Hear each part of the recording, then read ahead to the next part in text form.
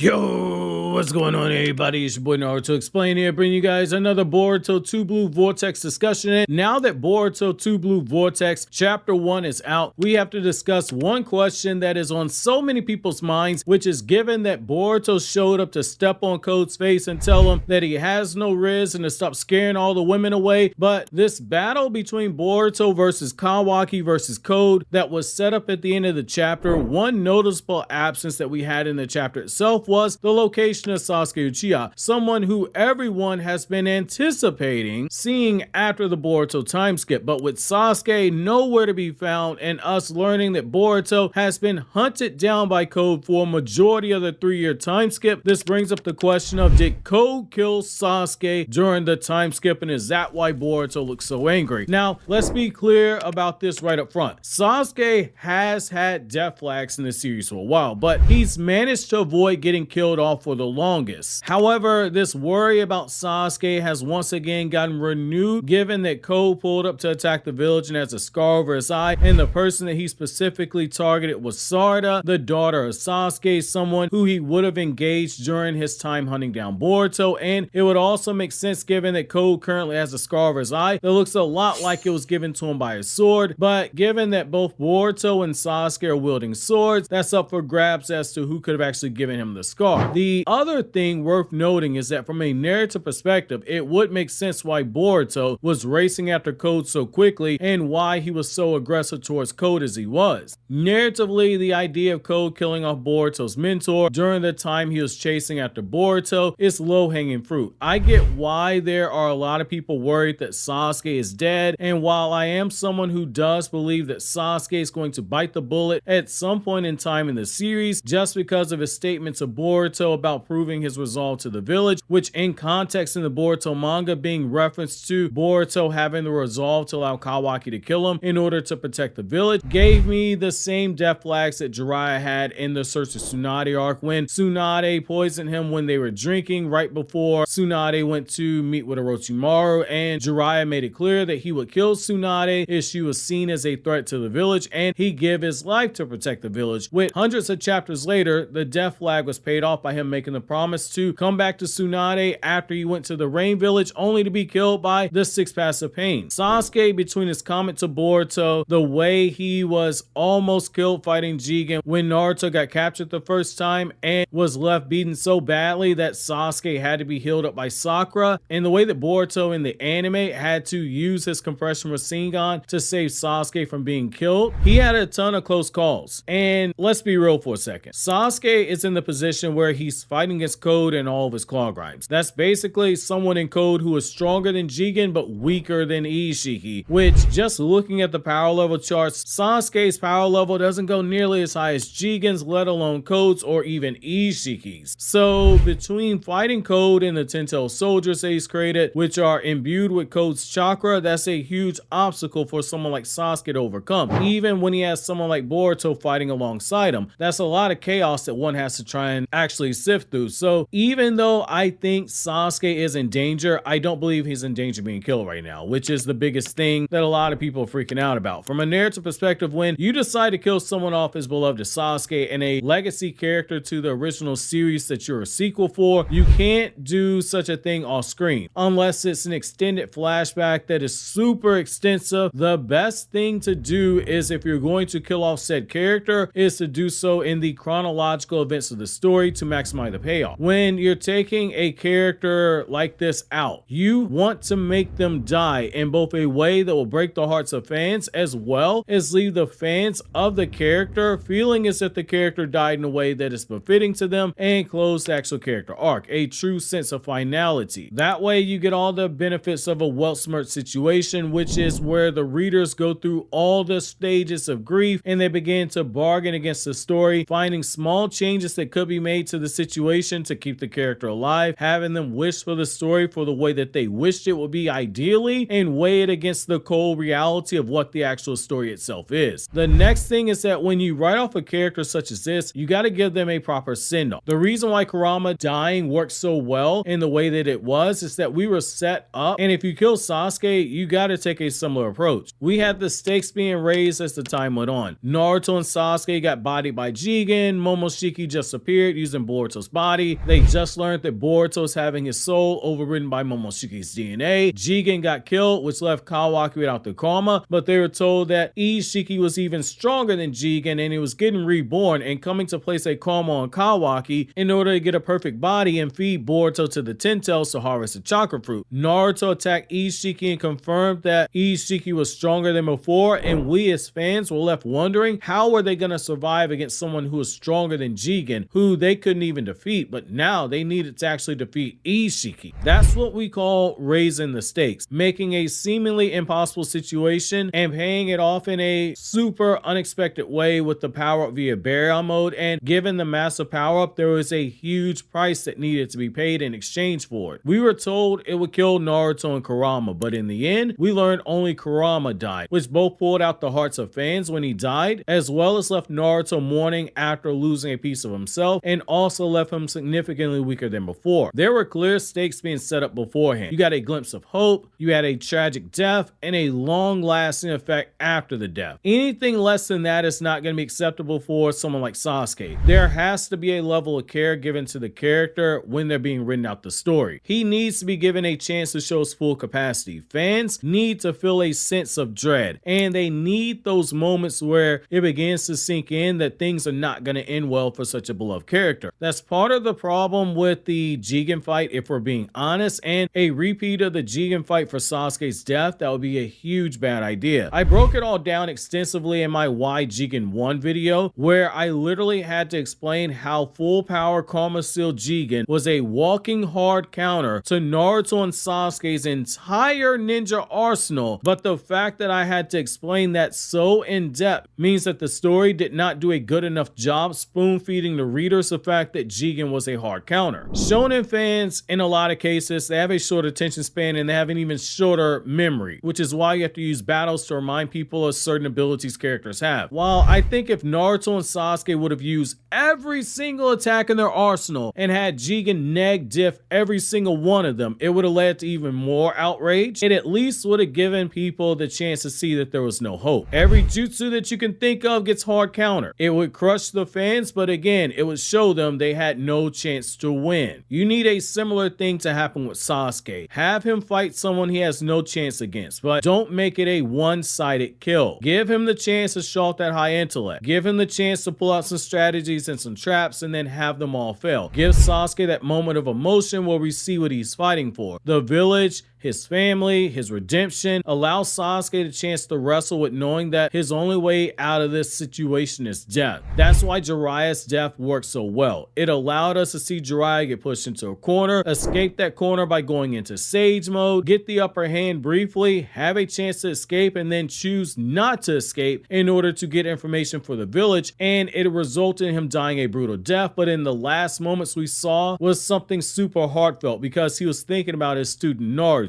Letting Sasuke go out in a similar fashion, either thinking about Boruto or Sarada, or taking a step further and having him pull a Kakashi death from the Pain arc where just as Kakashi met his father in the afterlife, allows Sasuke to take a moment where he heads off into the afterlife and we see him meeting Itachi again. Or you can really take it a step further and really hit us in the gut with emotion and have Sasuke's ghost show up right there when Sasuke's about to have his final stand take place in that battle. Basically similar to how Itachi's hand was the only hand that showed support to Sasuke when he was using the Chidori in that Chidori versus Rasengan clash against Naruto that ended up blowing off both of their arms. Just as Itachi's hand helped Sasuke gather the chakra needed for his attack back then, allow Itachi's spirit to grab hold of Sasuke as he's making that last stand before he's killed and let him see the members of his family greeting him in the afterlife when he passes away. There are a lot of ways you can pay off this scene that won't come off like it being cheesy or super overdone, but it will still send out the character in a way that feels very fitting to him, especially if the reason for his death is one that is actually justified. Kurama's death was really big in the manga. It was a no-win situation. We thought those characters might die. Kurama gave them a chance to win, but in order to escape that situation, it resulted in death. Without going into spoilers, the deaths that we got in Jujutsu Kaisen's manga, those weren't deaths just to have deaths and to be edgy. Each death that we got came with super emotional weight, and the the price of those deaths was felt very hard in the moment, and in some of those cases they still lingered. We have to take a similar approach here. Even with Naruto's manga, there was a pretty long stretch where Kishimoto basically dropped a body every 18 months, and in some cases he killed quite a few times during a single calendar year, and if someone like Gar was brought back from death, it came at a price. Sasuke is the only one we have out of this main cast that would truly feel like if they actually got killed off, it would actually matter. How many people are going to be crying tears if Inojin dies or Chocho dies? As far as I'm concerned, Inojin's already dead because he visited Gar's barber and got the same haircut as him.